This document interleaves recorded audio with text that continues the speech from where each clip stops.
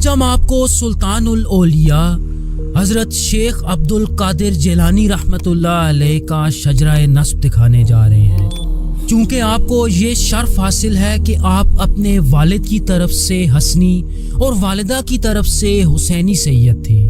تو آج ہم خاص طور پہ یہ دیکھیں گے کہ آپ کے والد اور والدہ کا شجرہ حضرت علی سے کیسے چلتا ہے۔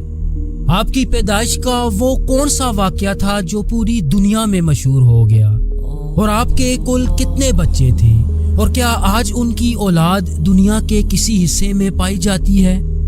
ہم پوری کوشش کریں گے کہ آپ کے سامنے ایک جامع شجرہ رکھا جائے، اور اگر ہم سے کوئی غلطی ہو بھی جائے تو ہم اللہ سے معافی کے طلبگار ہوں گے۔ میں ہوں احتشام ارشد اور آپ دیکھ رہے ہیں دی انفوٹینمنٹ چینل۔ اس شجرے کو سمجھنے کے لیے ہمیں نبی پاک صلی اللہ علیہ وآلہ وسلم کے خاندان بنو ہاشم میں حضرت ابو طالب پہ آنا پڑے گا۔ ان کی سب سے خاص بات یہ ہے کہ یہ نبی پاک صلی اللہ علیہ وآلہ وسلم کے سگے چاچا اور مولا علی کے والد تھے۔ آپ کا شجرہ تقریباً 58 نسلیں پیچھے حضرت اسماعیل سے ہوتے ہوئے حضرت ابراہیم سے جا ملتا ہے، جس کا مطلب یہ ہے کہ آپ عربوں کی اسماعیلی شاخ سے تعلق رکھتے تھے۔ اپنے والد حضرت عبد المطلب کے بعد انہوں نے حضرت محمد صلی اللہ علیہ وآلہ وسلم کو اپنی سرپرستی میں لے لیا، اور جب تک زندہ رہے تو مشرکین مکہ کی جرأت نہ ہوئی کہ وہ آپ صلی اللہ علیہ وآلہ وسلم پہ بری نظر ڈالیں۔ ویورز، حضرت ابو طالب اور ان کی بیوی حضرت فاطمہ بنت اسد کو یہ اعزاز حاصل ہے کہ انہوں نے تقریباً 17 سال تک نبی پاک صلی اللہ علیہ وآلہ وسلم کو اپنے بیٹوں کی طرح پالا۔ اس شجرے میں حضرت ابو طالب کے بعد ان کے بیٹے حضرت علی رضی اللہ تعالیٰ عنہ آتے ہیں، جو سن 600 صدی عیسوی میں مکہ میں پیدا ہوئے۔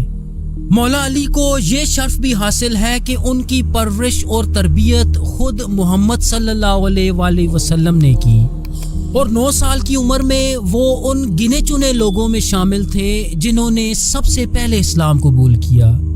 آپ سنیوں کے نزدیک چوتھے خلیفہ راشد، جبکہ اہل تشیع آپ کو پہلا امام مانتے ہیں۔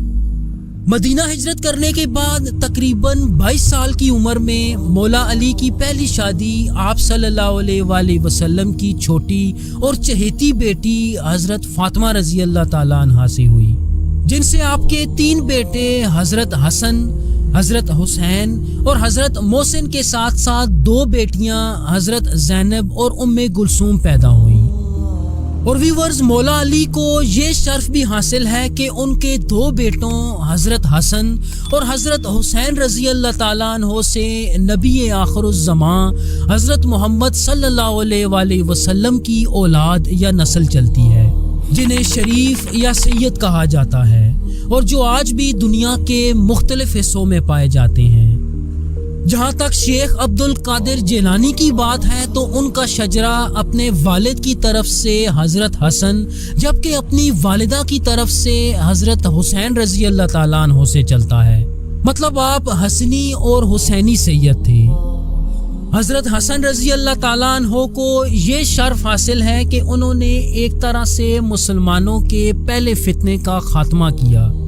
ہوا کچھ یوں کہ مولا علی کے دور خلافت میں خلیفہ حضرت علی اور امیر شام حضرت معاویہ میں اختلاف ہو گیا، اور ان دونوں میں کئی جنگیں بھی لڑی گئیں۔ اسی دوران حضرت علی رضی اللہ تعالیٰ عنہ کو ایک خارجی ابن ملجم نے شہید کر دیا، جس کے بعد حضرت حسن رضی اللہ تعالیٰ عنہ کو مسلمانوں کا 5واں خلیفہ منتخب کر لیا گیا، لیکن خلیفہ بننے کے محض 6 ماہ بعد انہوں نے حضرت معاویہ سے ایک امن معاہدہ کر لیا اور حکومت سے دستبردار ہو گئے۔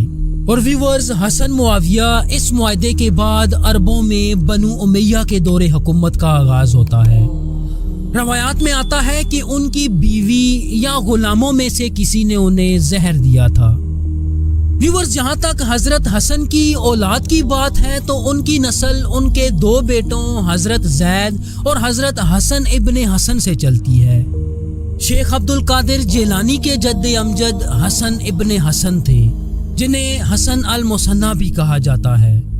ان کے بارے میں آتا ہے کہ یہ کربلا کی جنگ میں محض 19 یا 20 سال کے تھے اور عاشورہ کے دن اپنے چاچا حضرت امام حسین رضی اللہ تعالیٰ عنہ کے شانہ بشانہ لڑے، لیکن پھر انہیں قید کر لیا گیا۔ اور جہاں تک آپ کی اولاد کی بات ہے تو آپ کے بیٹے حضرت داؤد کی نسل میں مراکش کی سلیمانی سلطنت اور ایک دوسرے بیٹے حضرت ابراہیم کی نسل سے یمن کے امام تعلق رکھتے ہیں۔ شیخ عبد القادر جیلانی کا شجرہ آپ کے سب سے بڑے بیٹے عبداللہ الکامل سے چلتا ہے۔ ان کے بارے میں آتا ہے کہ آپ حدیث کے ایک بہت بڑے راوی اور قبیلہ بنو ہاشم کے سردار تھے۔ لوگوں میں ان کا اثر و رسوخ دیکھتے ہوئے عباسی خلیفہ المنصور نے انہیں قید کر لیا اور سن 762 میں تقریباً 75 سال کی عمر میں عراق کے ہاشمی جیل میں آپ کا انتقال ہوا۔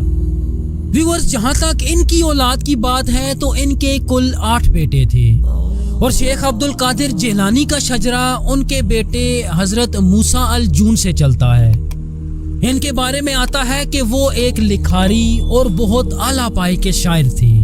ان کا رنگ سیاہ ہونے کی وجہ سے ان کی والدہ نے انہیں الجون کا لقب دیا۔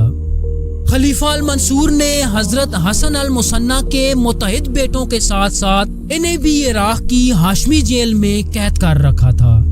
کچھ مورخین کا ماننا ہے کہ اسی قید کے دوران ان کی وفات ہو گئی، جبکہ کچھ دوسرے لکھتے ہیں کہ عباسی حکمرانوں کے ظلم و جبر کی وجہ سے آپ مدینہ میں روح پوش رہے اور ہارون اور رشید کے دور میں ان کا انتقال ہوا۔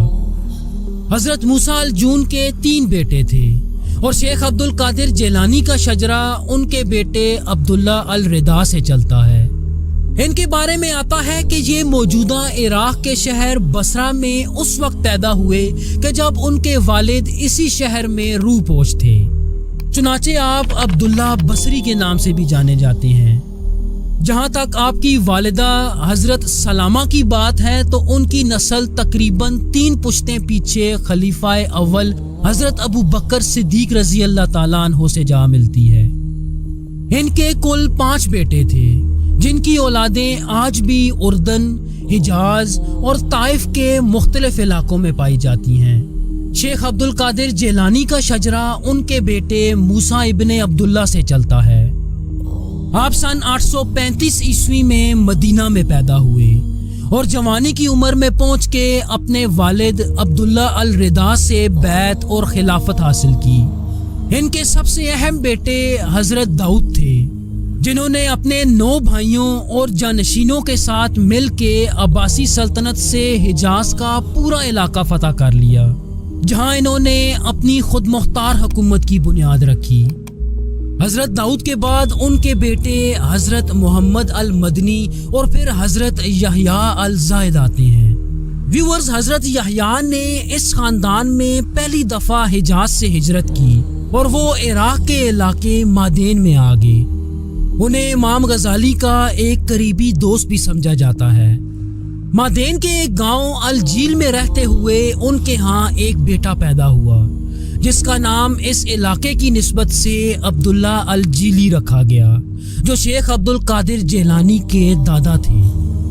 حضرت عبداللہ الجیلی نے جوانی کی عمر میں پہنچ کے اپنے والد سے بیعت کی اور موجودہ ایران کے صوبے جیلان میں آ گئے، جہاں سن 1048 میں ان کے بیٹے ابو صالح موسیٰ کی پیدائش ہوئی، جو شیخ عبد القادر جیلانی کے والد تھے۔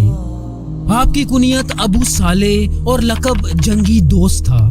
اس لقب کی وجہ مورخ یہ لکھتے ہیں کہ وہ ہمیشہ اپنے نفس کے خلاف جہاد کیا کرتے اور نفس کشی میں سکون محسوس کرتے۔ آپ کی شادی سیدہ ام الخیر فاطمہ سے ہوئی، جو نسب کے حساب سے حسینی سیدہ اور شیخ عبد القادر جیلانی کی والدہ تھیں۔